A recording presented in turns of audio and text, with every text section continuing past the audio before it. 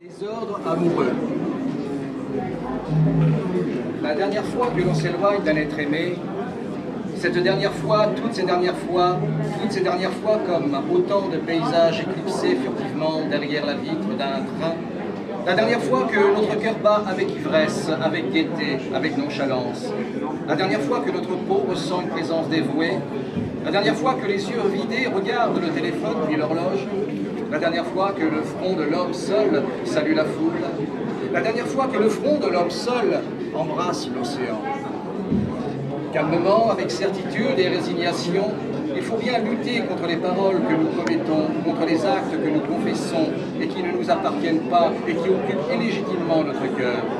Il faut parfois beaucoup de temps pour puiser au fond de soi, tout au fond de ses expériences et de sa volonté nouvelle, pour se confronter à ces pulsions capricieuses, spontanées et ravageuses qui font le chemin vers lequel nous nous dirigeons et que nous voulons éviter. Peut-on appeler ce qui déborde du cœur? Non, n'est-ce pas? À l'inverse, ce qui déborde de la raison, que l'on pourrait appeler foi ou folie. Ce qui déborde du cœur s'appelle foi ou désespoir. C'est avec la foi ou l'énergie du désespoir que l'on peut seul, enfin, refuser la fatalité de nos actions. Ce qui est dur, c'est de chaque jour, chaque nuit, poursuivre le chemin de sa volonté nouvelle, et ce malgré la tentation de retourner à l'autre, voir l'autre, ne pas le voir, ne pas l'appeler, ne pas répondre, penser à lui, essayer de ne pas penser à lui, ce qui est encore penser à lui.